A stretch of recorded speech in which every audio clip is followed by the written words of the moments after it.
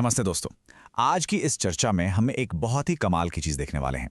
हम बात करेंगे कि कैसे आप डिफॉल्ट डिस्टिलेशन मेथड्स को हटाकर एक एआई के रीजनिंग इंजन को पूरी तरह से अपग्रेड कर सकते हैं। ये एक proper step by step guide होने वाली है, जहां हमारा मेन फोकस होगा स्ट्रक्चरल शॉर्टकट बायस को रिवर्स करने और स्टेबिलिटी के लिए एंट्रोपी गेटिंग के इस्तेमाल पर।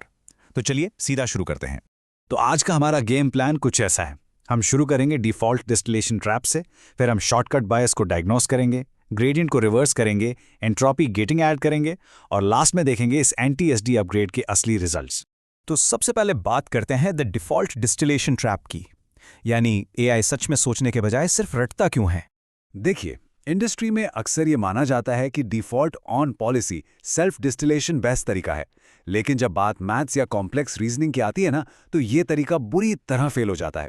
जरा सोचिए कि आपका एआई एक ऐसा आलसी स्टूडेंट है जो प्रॉब्लम को स्टेप बाय स्टेप सॉल्व करने के बजाय सीधे आंसर की में से जवाब टीप लेता है। जब आप मॉडल को पहले से ही एक प्रिविलेज्ड कॉन्टेक्स्ट या सही जवाब दे देते हैं, तो वो उस जवाब तक पहुंचने की असली मेहनत करना ही छोड़ देता है।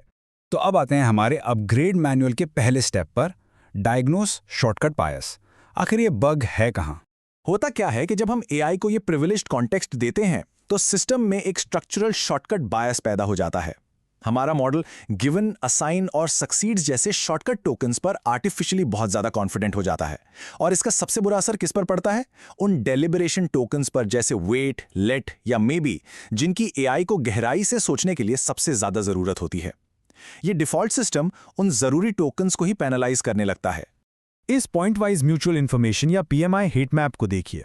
ये चीज एकदम क्लियर कर देगा। ये जो ऊपर गहरे लाल रंग का एरिया है, वो शॉर्टकट जोन है जिससे डिफॉल्ट सिस्टम बहुत ज्यादा रिवॉर्ड कर रहा है। और नीचे ये जो नीला एरिया है, हमारा डेलिब्रेशन जोन, जो कि असली लॉजिक के लिए सबसे जरूरी हिस्सा है, उसे सिस्टम बुरी तरह से दबा रहा है। इसी गलत रिवॉर्ड मैकेनिज्म की वजह से एआई सोचना बंद कर देता है। और यहीं आता है हमारा step 2, reverse the gradient. Default methods को रिप्लेस करने के लिए हमारा core anti ST fix in 3 चीजों पर टिका है। बायस पहचानने के बाद अब हम इस शॉर्टकट बायस को पूरी तरह से रिवर्स करेंगे और फिर सिस्टम को स्टेबल रखने के लिए एक एंट्रोपी गेट लगाएंगे। तो इस शॉर्टकट बायस को रिवर्स कैसे करते हैं? देखिए, हम डिफॉल्ट तरीके की तरह नीचे जाने या डिसेंड करने के बजाय जेंसन शैनन डाइवर्जेंस यानी जेएसडी को असेंड करते हैं, ऊपर की तरफ ले जाते हैं। जब हम ऐसा करते हैं तो हमारा पर टोकन रिवॉर्ड सिग्नल सुरक्षित रूप से पलट जाता है। इससे होता यह है कि सिस्टम फाइनली उन डेलिब्रेशन टोकन्स को रिवॉर्ड करने लगता है जिन्हें पहले पेनलाइज किया जा रहा था। अब बढ़ते हैं अपने तीसरे स्टेप की तरफ, ऐड एंट्रोपी गेटिंग, जो कि हमारे अपग्रेड का एक बहुत ही क्रूशियल हिस्सा है।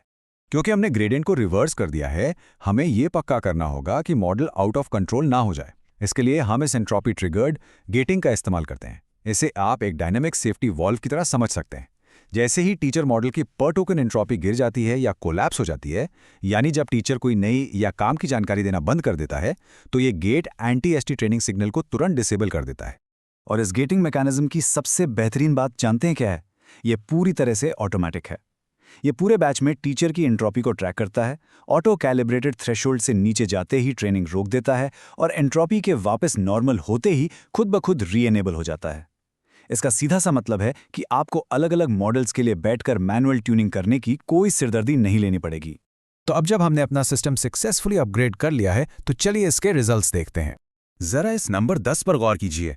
हमारा ये नया एंटी एसडी अपग्रेड पुरानी बेसलाइन एक्यूरेसी तक पहुंचने के लिए पहले के मुकाबले पूरे 10 गुना कम ट्रेनिंग स्टेप्स लेता है। जरा सोचिए, आपका मॉडल अब 10 गुना ज्यादा तेजी से सीख रहा है। और बात सिर्फ स्पीड की नहीं है, ये अपग्रेड मॉडल की ओवरऑल एक्यूरेसी को डिफॉल्ट मेथड्स के मुकाबले सीधा 11.5 पॉइंट्स ऊपर ले जाता है। कॉम्प्लेक्स मैथ्स और कोडिंग टास्क में ये परफॉर्मेंस गेन सच में माइंड ब्लोइंग है। इस चार्ट को देखिए, ये रिजल्ट्स बहुत कुछ कहते हैं। ये जो हरी लाइन रॉकेट की तरह ऊपर जा रही है ना, ये हमारा एंटी एसडी है। आप साफ देख सकते हैं कि ये डिफॉल्ट सेल्फ डेस्टिलेशन और जीआरपीओ बेसलाइंस को पूरी तरह से पछाड़ चुका है, जो कि नीचे बुरी तरह से स्ट्रगल कर रहे हैं। ये ग्राफ इस बात का पक्का सबूत है कि हमारा ये अपग्रेड वाकई काम करता है। तो जाते जाते जरा इस एक सवाल पर विचार कीजिएगा। अगर एआई अपने खुद के रीजनिंग सिग्नल्स का इस्तेमाल करके इतना स्मार्ट हो सकता है, तो क्या होगा जब वो सीखते सीखते अपने खुद के टीचर मॉडल को भी पीछे छोड़ देगा? ये एक ऐसा सवाल है जो हमें एआई के एक अविश्वसनीय भविष्य की ओर इशारा करता है। आज की इस चर्चा में बस इतना ही। मुझे उम्मीद है कि आपको ये डीप डाइव पसंद आई होगी।